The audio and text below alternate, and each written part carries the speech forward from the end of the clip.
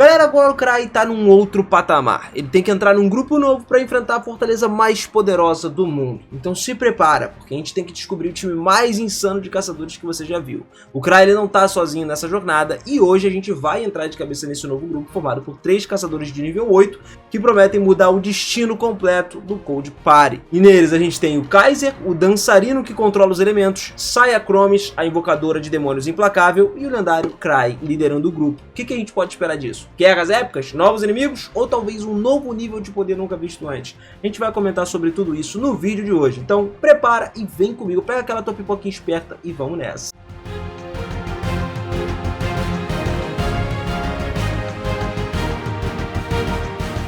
Fala seus otakus, beleza? Eu sou o Binas e sejam muito bem-vindos a mais um videozão aqui no canal. E olha só galera, no anime a gente conhece também os espíritos, né, figuras importantes que desempenham papéis significativos na história. E curiosamente todos esses espíritos aí eram membros mais novos do grupo do Cry, uma equipe composta exclusivamente por personagens de nível 8. A gente tá falando especificamente dos espíritos enlutados, tá? E no mundo desses espíritos enlutados, os caçadores são classificados em níveis. No máximo que alguém pode atingir seria o nível 10, o top, né? Só que alcançar esse patamar é algo extremamente raro. Tem mais de 100 anos, só 3 pessoas ali conseguiram chegar a esse nível, tá? E esses 3 lendários caçadores formaram um grupo conhecido como Vanguard Elite Party. A equipe era composta por só 3 membros, cada um possuindo habilidades excepcionais. Só que o líder deles era particularmente notável, um caçador chamado Zequence. O Zequence, ele era uma figura lendária, era vista como um ícone dentro desse universo. Ele não era só um cara com um nome importante na história, ele também era o principal ali, a inspiração do Cry, um dos personagens centrais da história. Então, desde pequeno o Cry admirava o Zequence e lia todos os diários dele, todos os registros, biografias, tudo que tinha disponível sobre ele. O Zequence ele se tornou o ideal da vida do Cry, que decidiu prosseguir o mesmo objetivo, se tornar um caçador de nível 10. Para o Cry, alcançar o nível 10 não é só uma meta pessoal, mas também um desafio monumental. E isso envolvia a conquista do calabouço mais difícil de todo mundo, conhecido como Calabouço Lendário do Tesouro Sagrado. Esse era o local que era totalmente cercado de mistérios, de perigos inigualáveis e exigia não só força, mas também inteligência e estratégia para determinadas situações ali, conseguir passar de tudo que se desdobra, tá? E a jornada do Cry em direção a esse objetivo foi repleta de desafios. Justamente ele queria alcançar o que ele almejava, reunir alguns aliados para formar um novo grupo capaz de enfrentar os perigos dessa missão épica. Além disso, ele precisava recrutar familiares poderosos também para lidar com diversas provações, tanto físicas quanto emocionais. E uma dessas provações aí envolve um plano meio ousado, que era invadir a Fortaleza do Código, que era um país ali flutuante, né, que tem uma história única, cheia de conflitos. Lá na Fortaleza do Código, eles eram um reino extraordinário, tinha uma criação resultado justamente de um evento acidental, que há cerca de 200 anos atrás, um caçador ativou sem querer uma semente da vida. Isso dentro de uma ilha isolada, e esse evento deu a vida a essa ilha, que acabou elevando ela para os céus, transformando ela numa fortaleza flutuante. O caçador responsável por esse feito foi imediatamente reconhecido como o primeiro rei da Fortaleza do Código. E esse reino, inicialmente tinha sido marcado pela generosidade do seu líder, se tornou uma potência militar política. A Fortaleza do Código começou a atacar os países vizinhos ali, expandindo o seu domínio e tentando conquistar o mundo. Na primeira guerra que travou, ela saiu vitoriosa. Lógico, durante um século ela ainda permaneceu invicta, crescendo em poder e influência sem interferência externa. E depois de 100 anos de prosperidade e domínio, a situação mudou com a morte do primeiro rei. O único líder, o visionário, né? Essa Fortaleza do Código ela se tornou o alvo de outros reinos que começaram a planejar formas de derrubar ela. Isso deu início à Segunda Guerra, um conflito de caçadores de diversas nações foram enviados para enfrentar o poderoso reino flutuante. E essa Segunda Guerra aí acabou marcando uma nova fase da história da Fortaleza do Código lá no mundo ao redor dela também. Infelizmente, durante essa guerra, o segundo bastião da Fortaleza, né, não pôde ser derrotado. E depois de 100 anos, a Fortaleza evoluiu significativamente, se tornando uma ameaça ainda maior. Agora, ela utilizava um poder extraordinário conhecido como Domínio de Deus. Esse poder conferia à Fortaleza a capacidade de criar vários robôs e armas modernas infinitamente, ampliando a sua força militar. Graças a isso, a Fortaleza fortaleza se tornou praticamente impenetrável, irmão, sendo um verdadeiro símbolo de poder e de soberania de todo esse mundo. O novo rei da Fortaleza do Código foi muito conhecido pela sabedoria dele, e depois de liderar o povo dele à vitória na guerra, na segunda, ele optou por um caminho de paz, de prosperidade, e durante esse governo, ele nunca atacou nenhum país vizinho, mesmo ele tendo pleno poder para fazer isso. O reinado dele foi marcado por uma outra coisa, uma harmonia, na qual a fortaleza prosperou como nunca tinha prosperado antes. E esse período tranquilizou todos os lugares. Mais um século ficou tranquilo, até que uma nova ameaça emergiu com a chegada de Cry Andre. Ele decidiu desafiar essa fortaleza e restaurar o equilíbrio entre as nações. Só que o contexto atual é muito diferente daquele de 200 anos atrás. No passado, quando os países vizinhos tentavam atacar a Fortaleza do Código, eles mobilizavam centenas, às vezes milhares de caçadores mais fortes do mundo numa tentativa desesperada de subjugar o poder da fortaleza.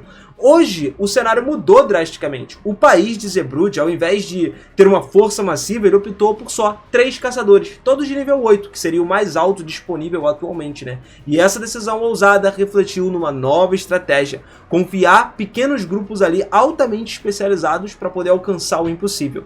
Esses 3 caçadores formavam o último grupo liderado por Cry Andre. O seu objetivo era, muito ambicioso inclusive, diga-se de passagem, Era invadir a Fortaleza Viva, derrotar os rebeldes que ameaçavam o país e salvar as famílias governantes que estavam sob um comando lá perigoso. Além disso, o grupo também buscava eliminar uma ameaça do domínio do Deus, garantindo à Fortaleza do Código que ela nunca pudesse mais ousar usar essa arma numa guerra. E essa missão carregava não só um peso militar, mas também um significado político e moral muito grande, buscando prevenir uma nova guerra mundial de começar. Entre os membros do grupo, estava lá Cry Andre, como a gente falou, Kaiser Ziegler e Saya Kromis. Cada um com as suas habilidades únicas que tornavam eles indispensáveis para o sucesso dessa missão. E depois que essa equipe foi formada, o negócio ficou conexão perfeita. Temos o Kaiser, que era o primeiro ali, o primeiro membro a ser alistado. Cara, ele era conhecido como um caçador mais forte do mundo, um especialista da classe dançarino, por incrível que pareça. É uma classe incomum, que combina ali a graça da letalidade em combate com a dança. As habilidades do Kaiser estavam diretamente ligadas aos movimentos fluidos e precisos que tornavam quase impossível dele ser derrotado em batalha. Desde pequenininho, o Kaiser ele sempre mostrou um talento muito grande, E a jornada dele começou quando ele encontrou por acaso um grimório raro, contendo alguns ensinamentos antigos sobre a arte de lutar através da dança. E a origem do grimório era cheia de mistérios, só que o impacto na vida do Kaiser foi inegável. Ele foi inspirado por cada um dos textos, se dedicou a vida inteira basicamente para dominar as técnicas que estavam sendo descritas ali, se transformando num guerreiro incomparável dançarino. Seus movimentos não só confundiam os inimigos, mas também demonstravam uma beleza quase que artística, como se a própria dança fosse uma arma. E com o passar do tempo, o Kaiser alcançou o auge da sua classe ali, sendo reverenciado como Celestial, que é um título que simboliza a maestria e a excelência.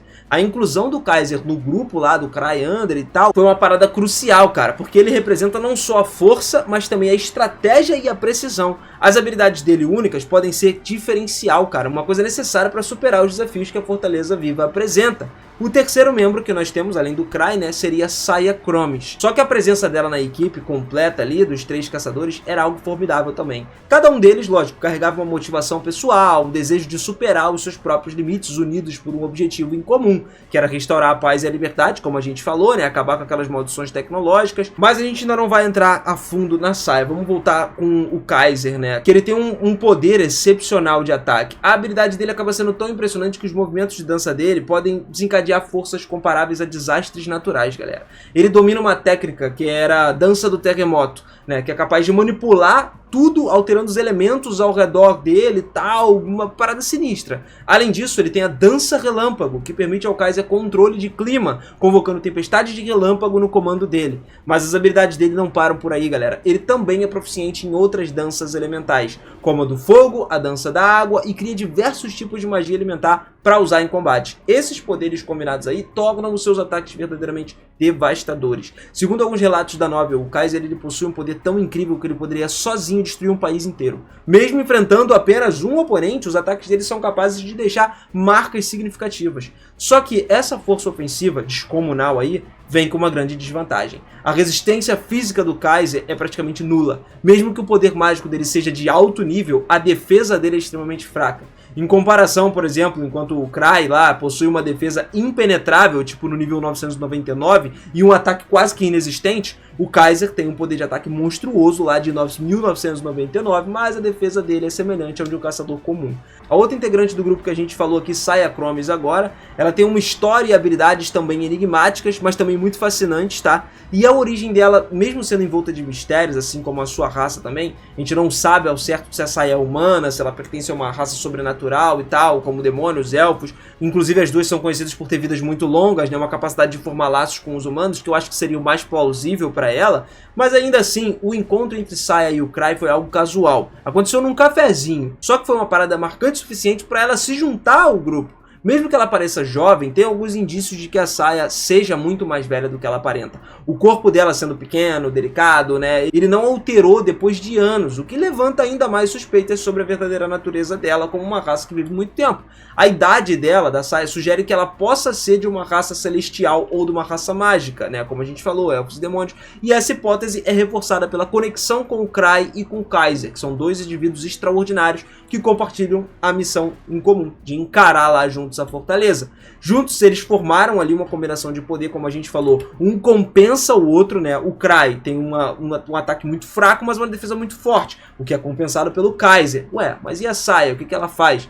Galera, é o seguinte, o poder da Saya é a habilidade de controlar os demônios, o que permite que ela derrote os seus inimigos sem a necessidade de lutar diretamente. Ela é tipo Jingu, tá ligado? Tem várias sombras e manda todo mundo lutar, só que no caso dela é demônios. Mesmo que esse poder mágico ele consista em invocar os demônios, a Saya frequentemente utiliza essa habilidade para exterminar outros demônios.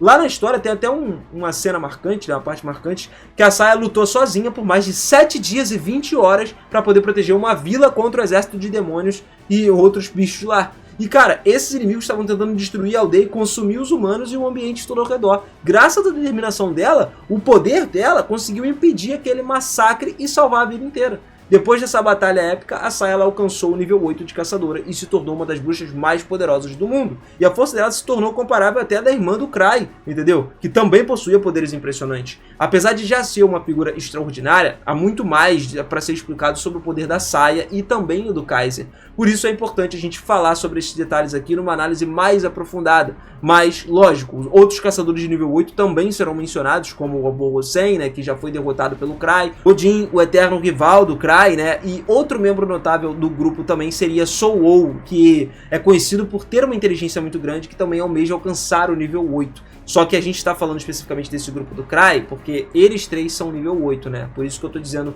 sobre Kaiser, Saya e o Cry. E com certeza esses três poderão ascender ao nível 9, consolidando ainda mais as posições dele como caçadores mais fortes do mundo, se eles conseguirem completar esse destino final deles, né? Que seria acabar e dominando a fortaleza por completo.